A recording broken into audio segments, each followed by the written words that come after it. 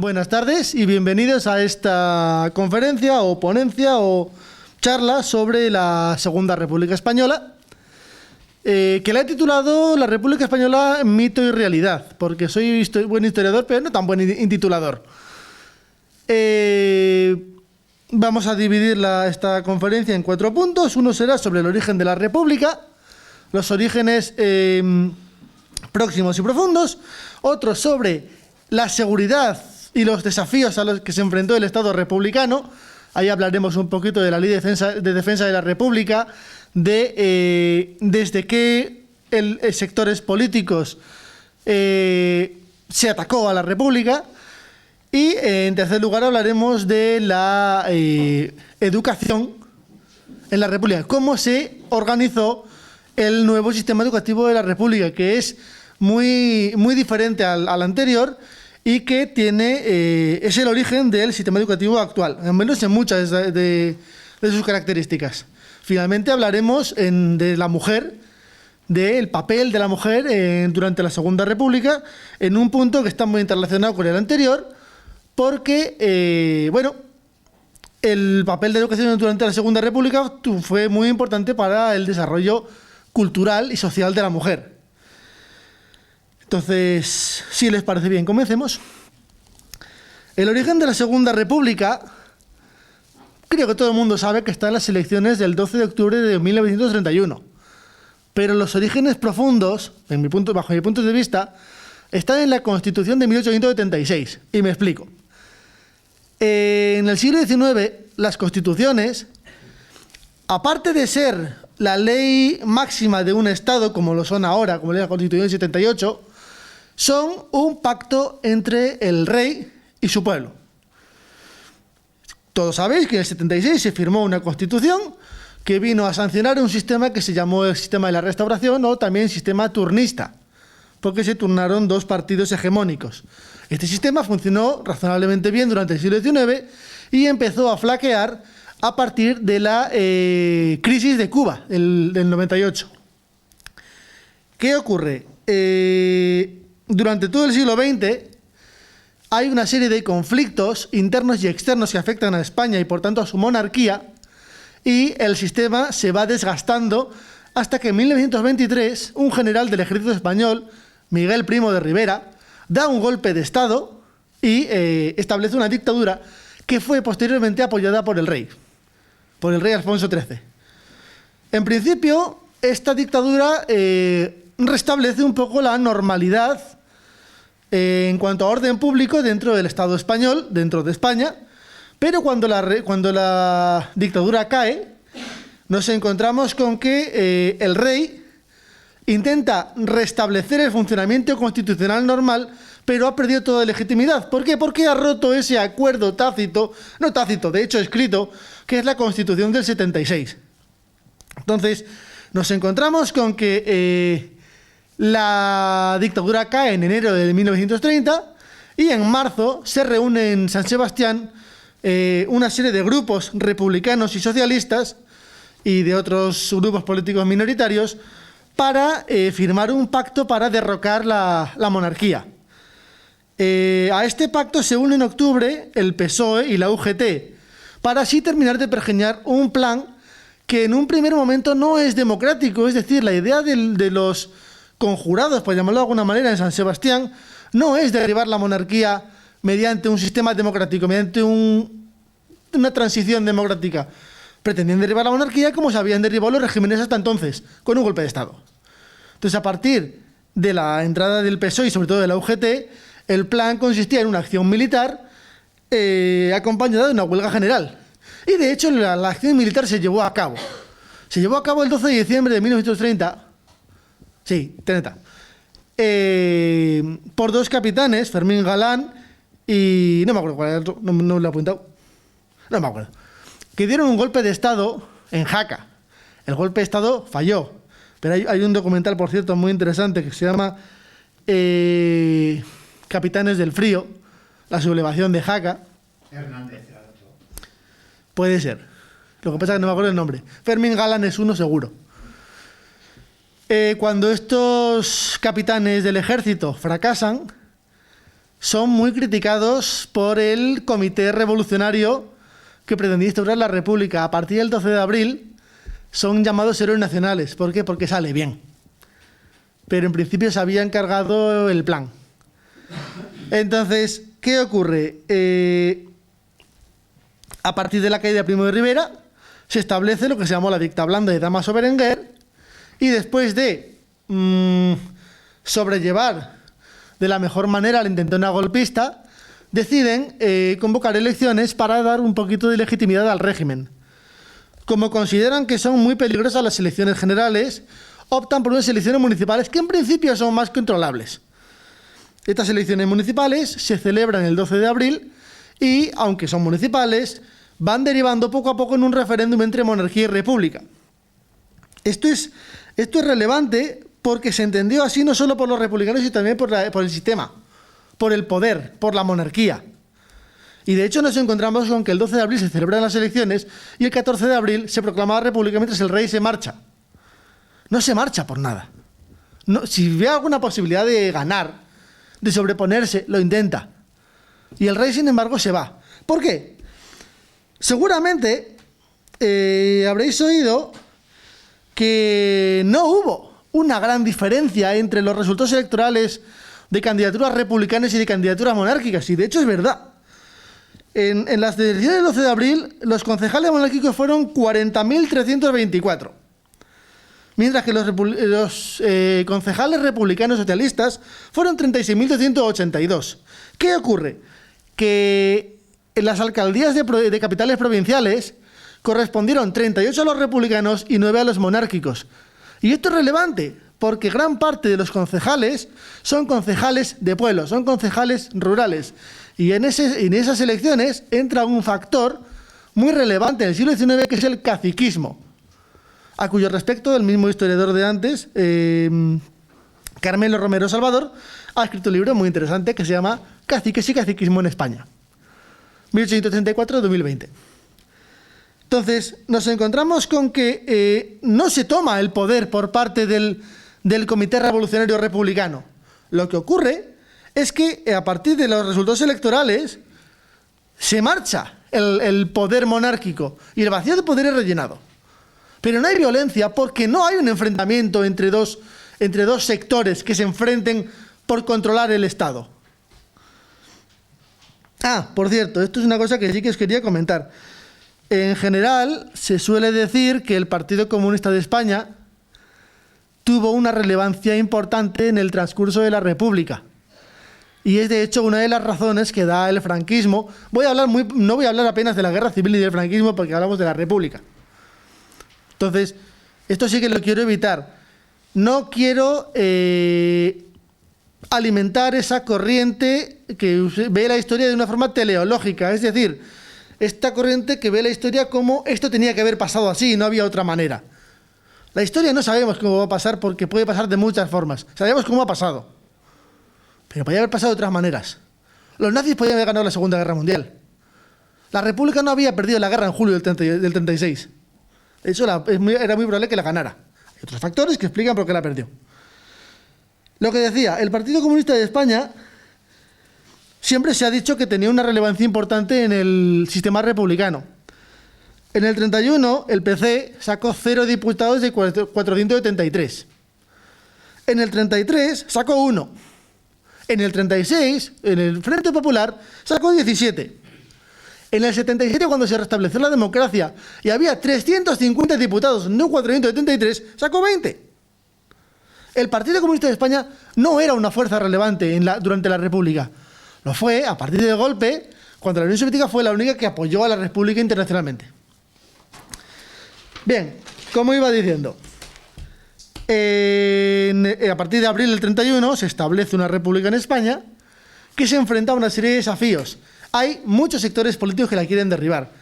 Evidentemente los monárquicos los primeros. A partir del verano del 31, los católicos también. Pero también tienen muchos enemigos por la izquierda. Para empezar, los anarquistas, porque la idea anarquista pues exige que no haya Estado. Y por supuesto los comunistas, porque los comunistas son una fuerza que está fuera del poder y que pretende tomarlo por lo general. además del ala más radical del PSOE, que consideraba que la República no estaba haciendo las reformas a la velocidad suficiente.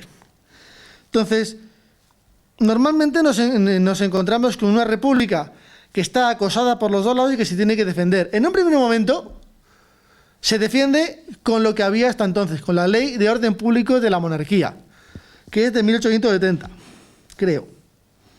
Sí, de 1870.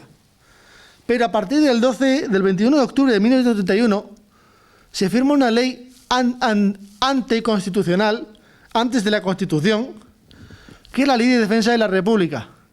Esta Ley de Defensa de la República tiene un problema. No es compatible con los derechos constitucionales. Y me explico. Que la tengo aquí. Artículo 1 de la Ley de Defensa de la República del 21 de octubre del 31. Son actos de agresión a la República y quedan sometidos a la presente ley la incitación a resistir o a desobedecer las leyes o disposiciones legítimas de la autoridad. La difusión de noticias que puedan quebrantar el crédito o perturbar la paz o el orden público.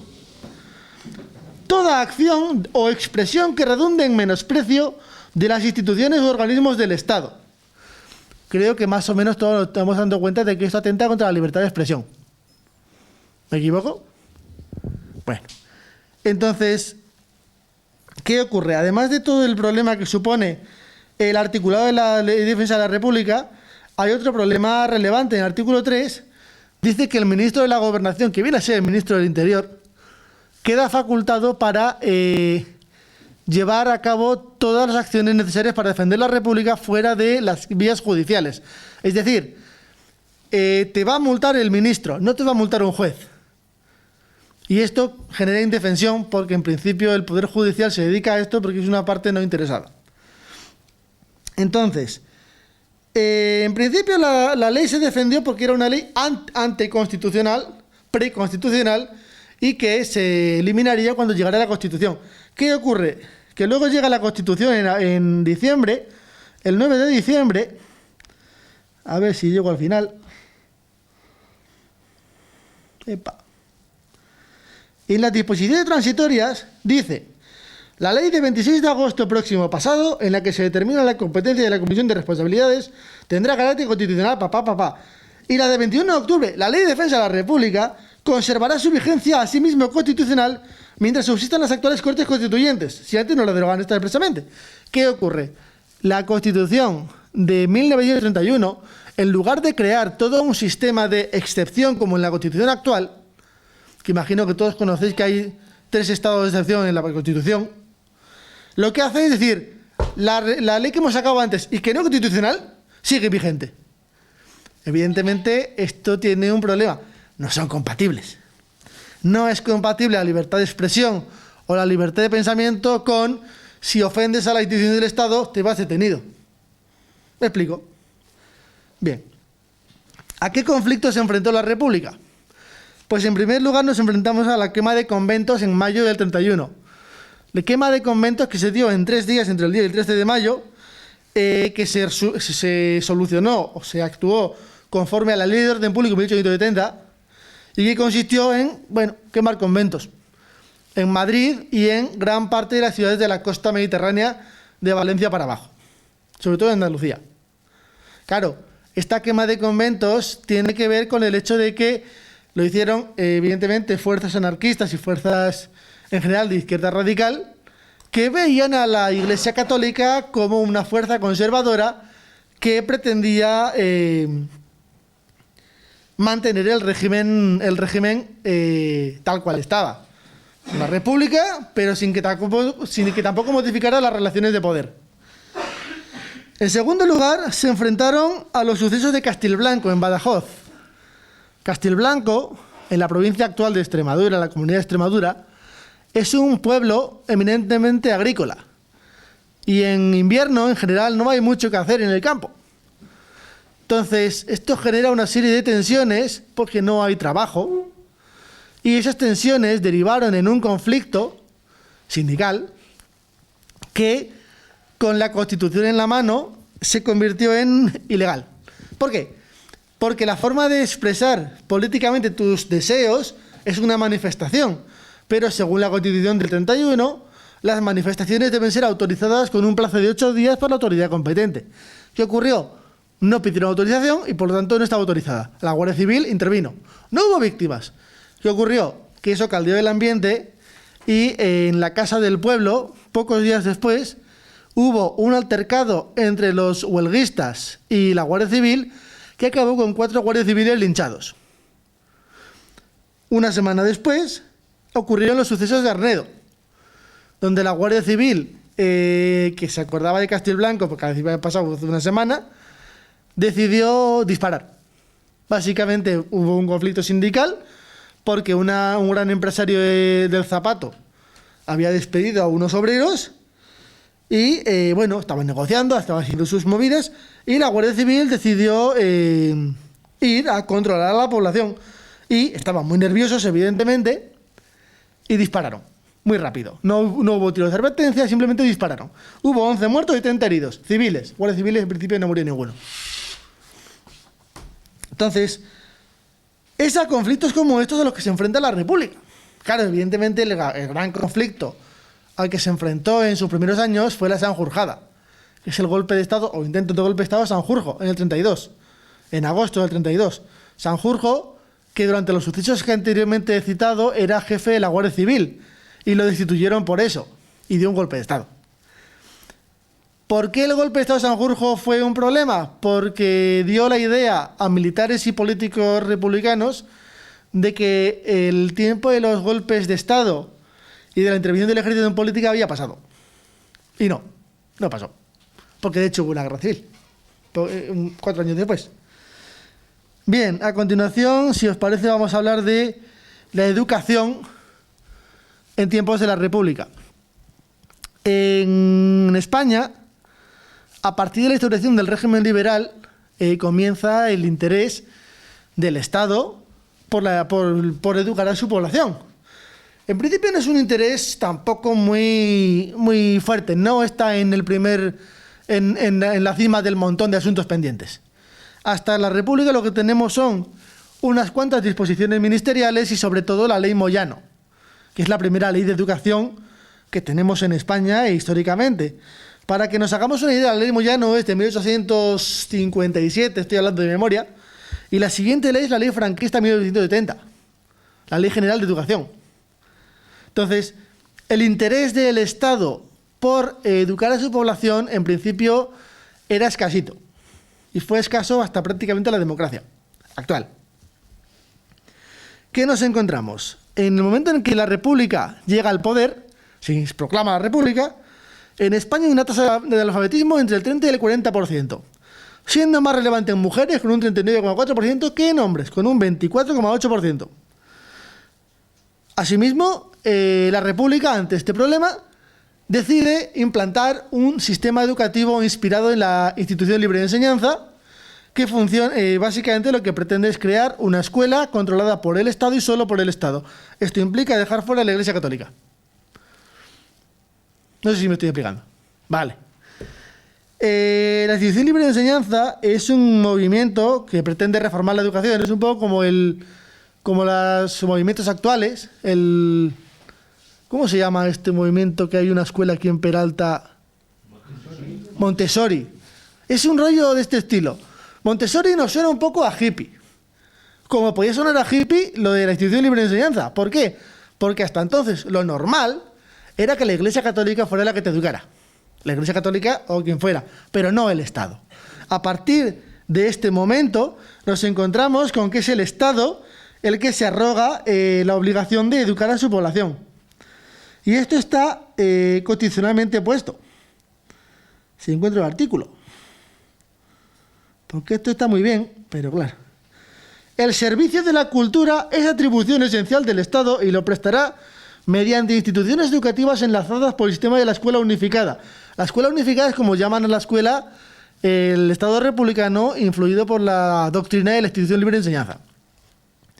Los maestros, profesores y catedráticos de la enseñanza oficial son funcionarios públicos. La libertad de cátedra queda reconocida y garantizada.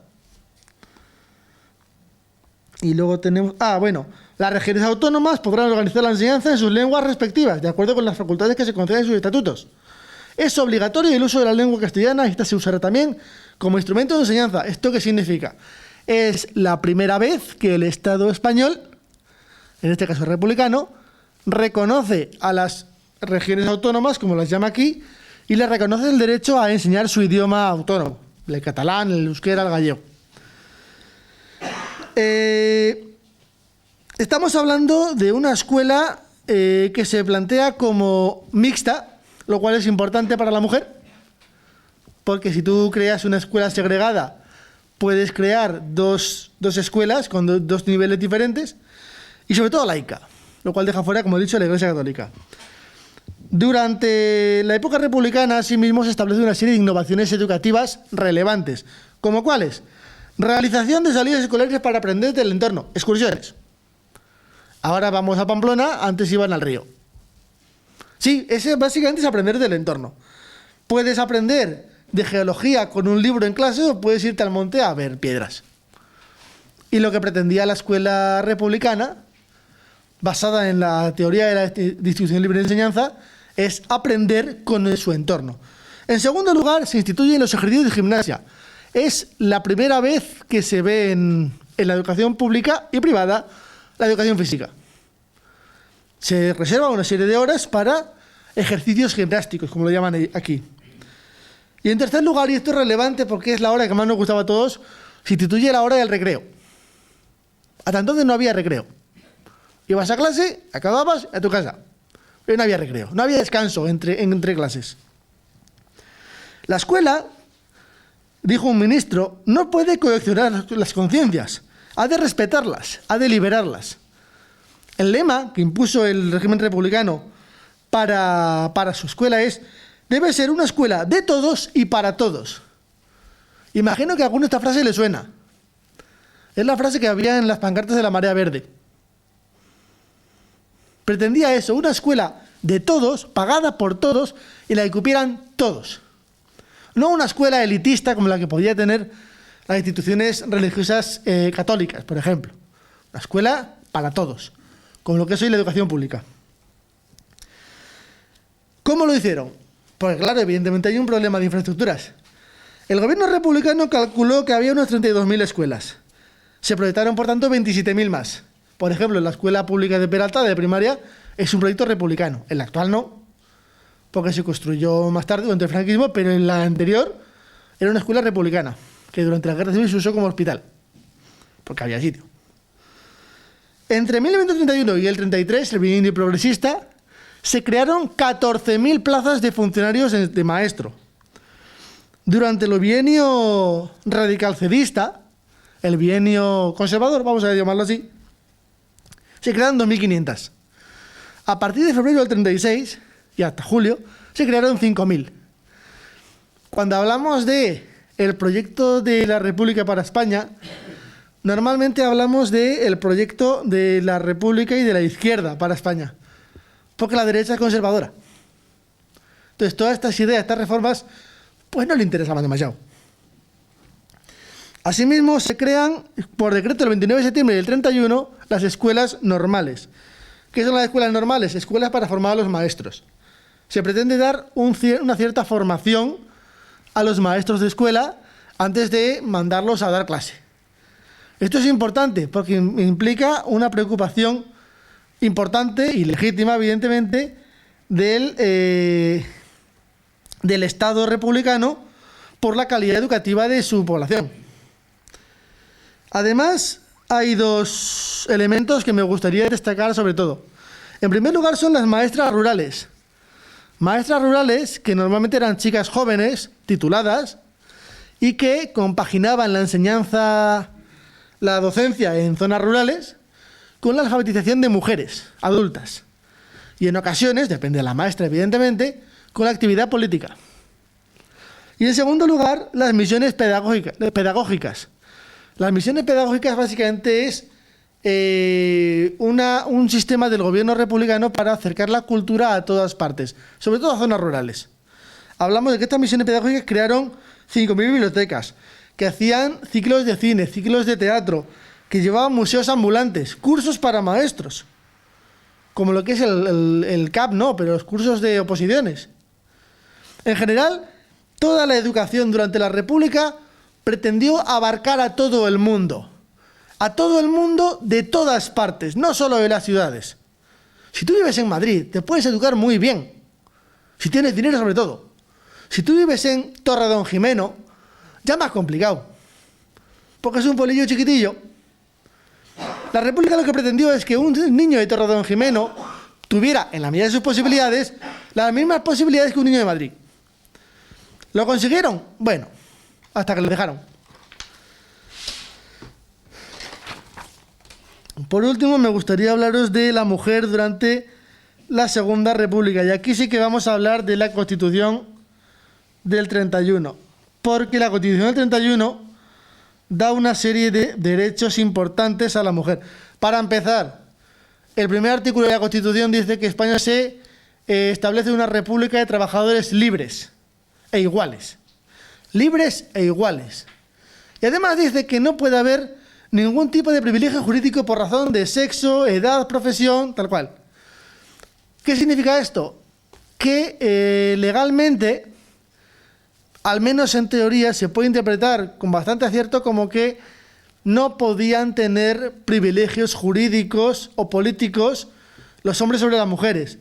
En Román Paladino tienen derecho al voto. Y fue un debate largo y complicado, que hablaremos de ese debate ahora. Para empezar, en el tema del trabajo, las mujeres antes no podían trabajar. Y con el franquismo tampoco pudieron. Podían trabajar en según qué circunstancias. Artículo 33 de la Constitución. Toda persona es libre de elegir profesión. Se reconoce la libertad de industria y comercio, salvo limitaciones que por motivos económicos y sociales de interés general le impongan las leyes. Artículo 40. Todos los españoles, sin distinción de sexo, esto es relevante, son admisibles a los empleos y cargos públicos según su mérito y capacidad. Sin distinción de sexo. Las mujeres también pueden trabajar en lo público o en lo privado. Segundo lugar, segundo punto, cuestiones de representación política. Los ciudadanos de uno y otro sexo mayores de 23 años tendrán los mismos derechos electorales conforme terminen las leyes. Derechos electorales es votar y ser votado. Porque hasta entonces se podía ser votado las mujeres, pero no podían votar. Las primeras elecciones, las de junio del 31, después de que llega la República, las mujeres no votan todavía. Votan a partir de diciembre del 31, que la Constitución lo sanciona como tal. Artículo 53. ¿Dónde está el majo? Serán elegibles para diputados todos los ciudadanos de la República mayores de 23 años, sin distinción de sexo ni de estado civil. Esto es relevante porque normalmente las mujeres solteras eran una cosa y casadas eran otra. Por ejemplo, una mujer soltera podía trabajar, pero tenía que abandonar su puesto de trabajo si se casaba. Y no hablemos de quedarse embarazada. Bien, pues si te quedas embarazada soltera, pues directamente te puedes tirar al río. Porque generas una serie de problemas, sobre todo a nivel social. Rechazo social hacia esa mujer. Luego, en cuestiones de matrimonio, el artículo 43 se convirtió en muy relevante. El matrimonio se funda en la igualdad de derechos para ambos sexos y podrá disolverse por mutuo disenso o a petición de cualquiera de los cónyuges, con alegación, en este caso, de causa justa. ¿Qué significa? Divorcio. Divorcio. Evidentemente se tuvo que sacar una ley posterior, a posteriori, de esta Constitución.